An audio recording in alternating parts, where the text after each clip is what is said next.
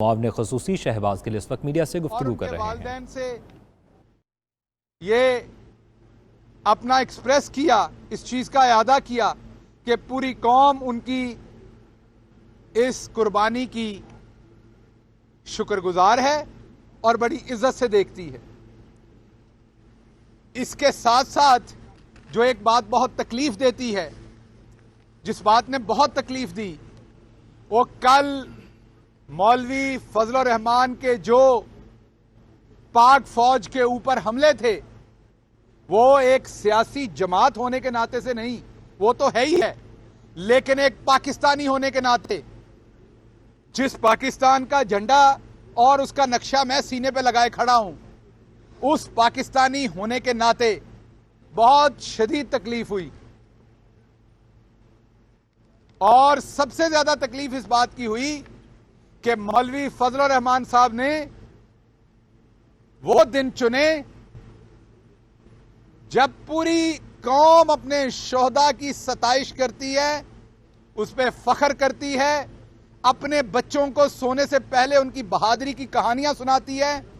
उस टाइम मौलवी फजल रहमान ने मीडिया पे खड़े होके अपनी अफवाज, जो कि बहादुर हैं, जिनके खून से सींचा हुआ है पाकिस्तान का एक एक इंच, उनके खिलाफ बातें की, उनकी शान में गुस्ताखी की और अपनी नाकामियां, अपनी करप्शन, अपने किए हुए गंदे काम किसी और के ऊपर थोपने की कोशिश की। मौलवी फजल रहमान ने कहा, अगर आपने पाकिस्तान में सियासत करनी है, मतलब हुकूमत करनी है, तो आपको फौज के दरवाजे पर भीख मांगनी पड़ती है। हम तो अभी आए हैं हुकूमत में, आप तो पिछले पता नहीं कितनी दहाइयों से हुकूमत में हैं, तो क्या आपने माफी मांगी भीख मांगने पे? क्या आपने डीजल पीने पे माफी मांगी? क्या आपने जो जमीनें केपीके के अंदर, जो मैं अभी आपके सामने रखता हूं, वो लेने पे माफी मांगी? जब आपने डीआई खान में एक घर और एक प्लाट करप्शन के पैसे से बनाया, उस पर आपने माफी मांगी? F8 इस्लामाबाद में एक बंगला बनाया आपने करप्शन से, उस पर माफी मांगी? दुबई में एक फ्लैट लिया करप्शन से, आपने उस पर माफी मांगी? पेशावर, कराची और कोयटा में फ्लैट्स और दुकानें ली, उस पर आपने माफी मांगी? डीआई खान में आपने एक घर और 5 एकड़ अराजी रिश्वत में ली, जिसका आप कोई सोर्स नहीं बता सके कि आपने माफी मांगी? शोरकोट में एक घर 5 एकड़ अराजी, वो आपने ली कि आपने माफी मांगी? चक शहजाद इस्लामाबाद में 3 अरब से ज्यादा मालियत की आपने, खुर्द बुर्द से जायदाद बनाई, क्या आपने माफी मांगी?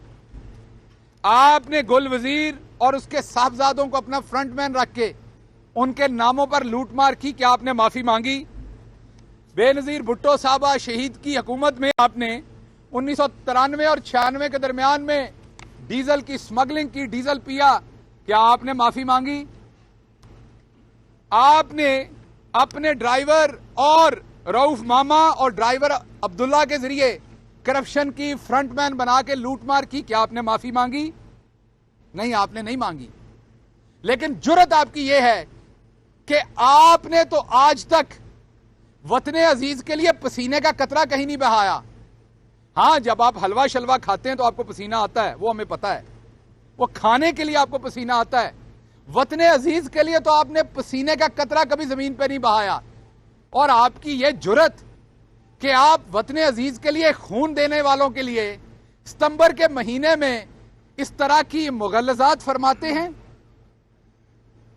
तो मौलाना साहब, कुछ आपके और कारनामे भी कौम के सामने रखता हूं, ताकि जिनके कहने पर कल तक तो आपके साथी हिंदुस्तान के पीछे लग के उन लोगों के साथ लंदन में मुलाकातें कर रहे थे जो पाकिस्तान को गंदी गालियां देते थे, जो मैं यहां दोहरा भी नहीं सकता। और उस मुलाकात के ऊपर आप लोग फरमाते थे कि यह बहुत बड़ी सफारती कामयाबी है।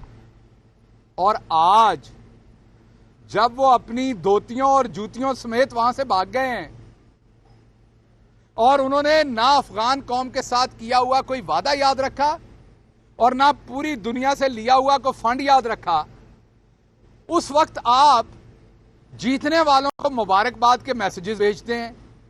तो विकेट के एक तरफ खेलें कि आप किसके साथ हैं, ये बताएं जरा। और उसके बाद क्या आपने माफी मांगी? ये जो बयान था ये रिकॉर्ड पे रहा, बड़े साल रिकॉर्ड पे रहा, आपने आज तक इसकी तरदीद नहीं की। ये कहता ये है कि मौलवी फजल ने, मैंने मौलाना नहीं कहूंगा क्योंकि कोई काम मौलाना वाला नहीं है, मौलवी फजल साहब ने repeatedly asked us to make him prime minister. ये देख लें, ये 2007 में छपा, आज तक इन्होंने इसकी तरदीद नहीं की, कोई मुकदमा नहीं किया। क्या आपने इस पर माफी मांगी? चले सितंबर के महीने में ना सही किसी और महीने में ही मांग लेते। आगे चलते हैं। विकीलीक्स आई, पूरी दुनिया में जिस जिसने करतूत की थी वो शर्मिंदा जरूर हुआ।